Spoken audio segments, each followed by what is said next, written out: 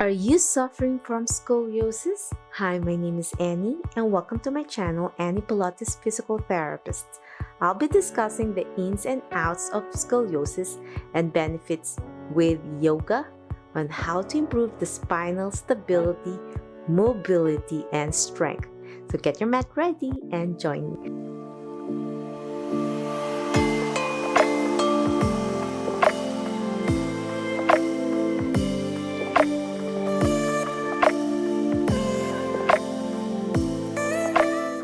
If you are looking for ways on how to manage your scoliosis, yoga is gaining traction in the community of scoliosis on how to maintain, improve the mobility of the spine, and strengthen the core to improve your posture and strength and decrease pain. This video is requested by most of my viewers on how to manage their scoliosis. So in this video, I'll be discussing 5 simple yoga poses for absolute beginners on how to engage your core muscles and improve your spinal mobility, stability, and strength. If you want to learn more about scoliosis, I have a lot of videos already on my channel. So I have a playlist you can check out down the link below regarding 5 mobility, stability, strength, best sleeping position for scoliosis, and how to decrease the rib hump. So there's more detailed videos you can check out. But in this video, this is for absolute beginners to slowly engage your core muscles safely and effectively. So let's discuss a little bit the ins and outs of yoga and how it correlates with scoliosis. So with scoliosis, as I discussed before, you have to make sure you know your curvature. So there is the 2 most common curvature, which is on your thoracic spine. It could be a C curve or a reverse C curve. The C curve, which is the most common because if you're right-handed, you're always rotating, reaching out towards the left. So it's causing rotation to the left. And with scoliosis, it's not about just curving, but also rotating towards the front.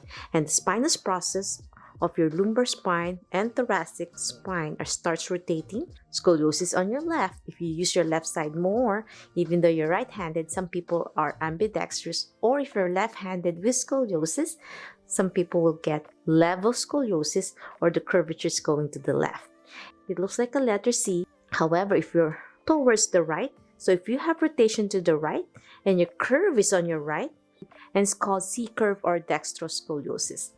And there's another type of scoliosis, which is a curvature that happens on the lumbar spine and the thoracic spine. So it looks like a letter S or a reverse S. Between the two, is more common to have an S curve, which is the curvature on your left. So it looks like a letter S when you look from behind, curvature towards the left on the thoracic, and then curvature on the lumbar towards the right. So it looks like a letter S or reverse S, which means the curvature on the top, the thoracic, starts from left to right, and then on the lumbar, the curve, the apex is on the left.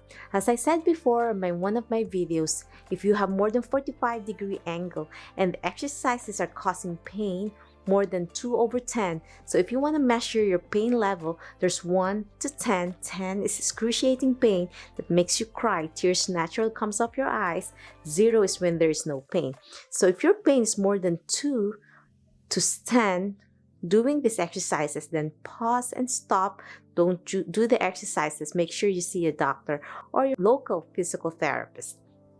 My recommendation also is to place some heat on your back before you do the exercises so that it helps soften the areas, make it a little bit more limber and ready to be stretched.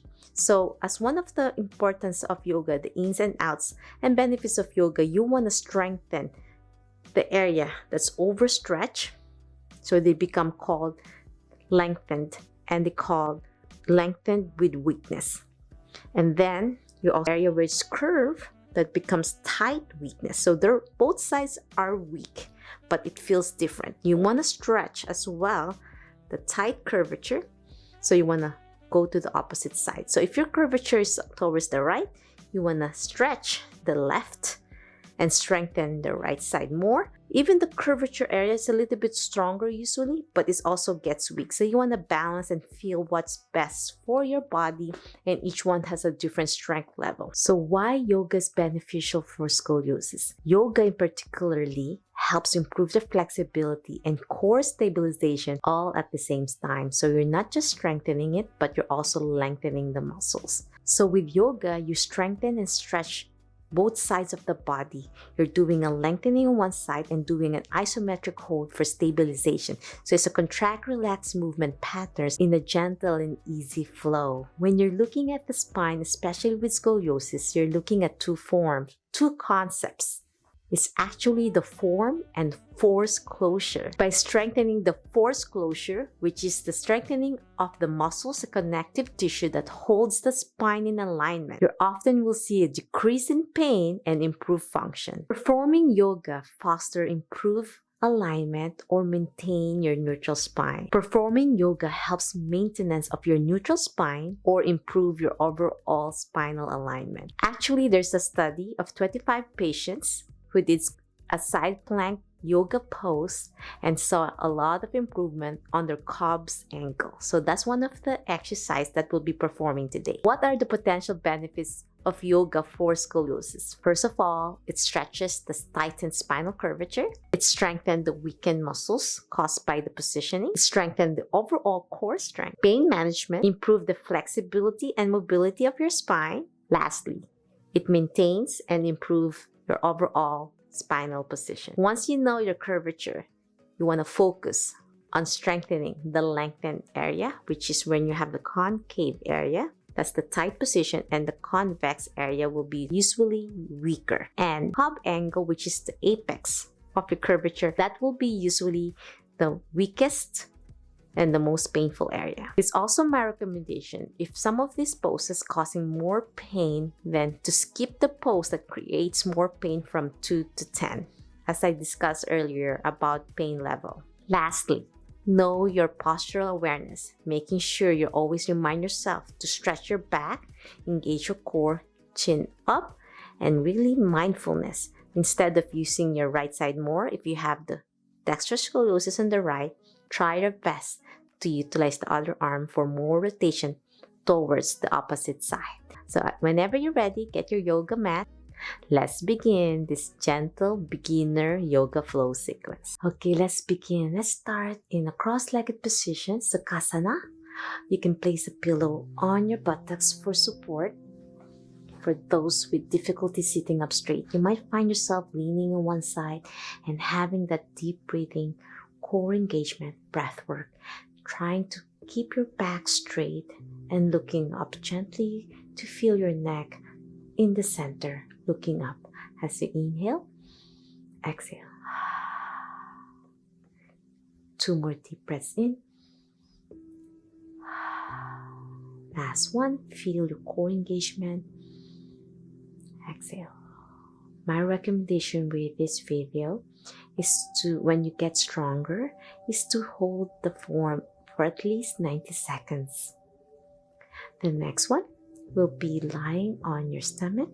We'll do Locust Pose. For absolute beginners, you can use a pillow on your abdomen if back extension is difficult.